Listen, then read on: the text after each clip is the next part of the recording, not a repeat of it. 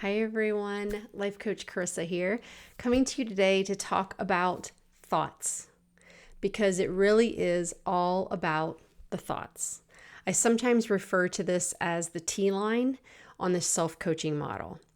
Your thoughts are your most powerful tool. You can use them for creating happiness, wellness, and wealth in your life, or you can use them for creating sadness, sickness, and scarcity in your life. I used to think I'm a fairly smart person, not always the most book smart, but certainly street smart. And I used to think that whatever my brain offered up to me, I for darn sure better listen to it. I felt I was being reckless and flippant to just ignore it. And, negative consequences could come from my not listening to that voice in my head. This is what I used to think. And so a part of that could very well be true in some cases, but what I've found is very few circumstances or scenarios or situations was that really true. I can see how I made that belief like a constant, that I believe it was that way 100% of the time. I have to listen to this voice in my head. And the truth is that a majority of the time, my brain was just buzzing away with routine thoughts that I've had over and over in the past. And many of them were no longer serving me. My brain was being efficient and conserving energy and going into the filing cabinet and pulling forward thoughts that I have had numerous times. And it thinks it's being helpful and, conserving energy for me. And I didn't know that 95% of the time my brain is just repeating what is familiar, and it's not being intentional, and it's not being mindful and focused on what I really want in my life. And the other part of the equation is that your primitive brain wants to seek pleasure and comfort and avoid pain. So 95% of the time, your brain is functioning from the subconscious primitive brain, repeating what is familiar.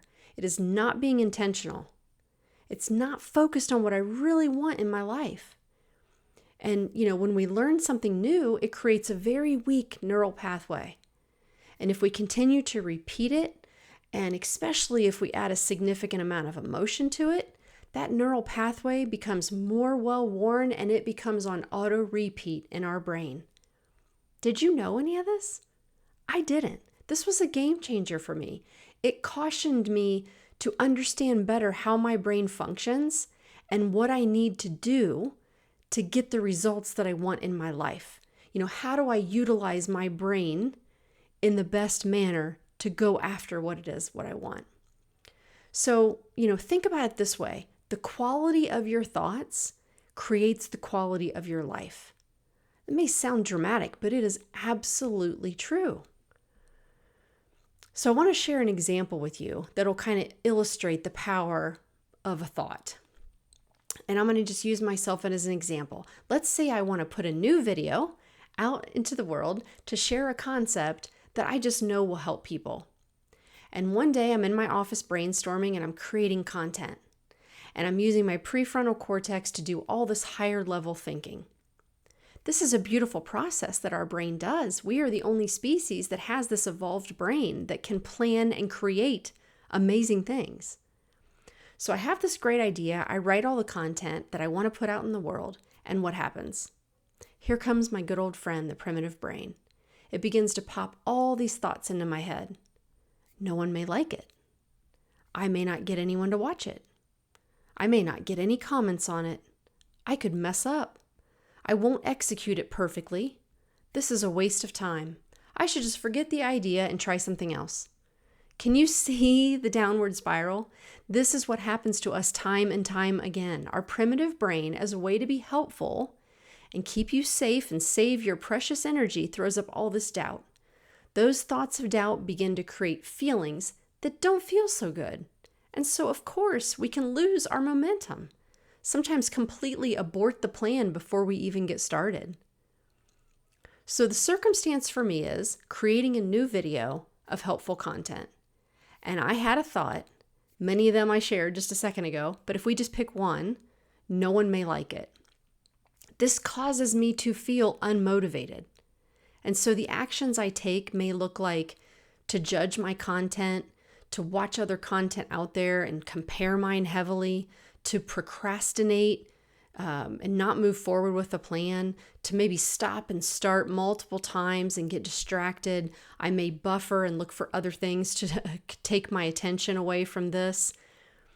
I may complain to myself, and I may never finish it. And so there could be so many different things in my action line, but the result that I get is that I don't make the video and put the content out to ever even know if it was liked. And so my primitive brain altered the plan that my prefrontal brain had created.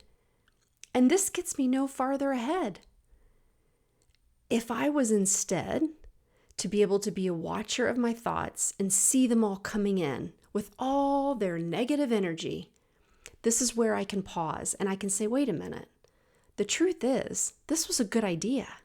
I have an idea to help people. I can only learn from trying and even experiencing failure or disappointment.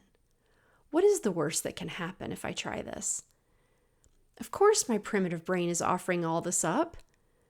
It wants me to seek pleasure and avoid pain and conserve energy, to do what I've already done and to do what's comfortable and what's familiar. But we don't grow when we stay where it is safe and comfortable. I will instead choose to think this could help someone. That thought makes me feel excited. So I continue to finish writing my content, prepare it in a way that feels right to me, record it, put it out there with a positive message introducing it.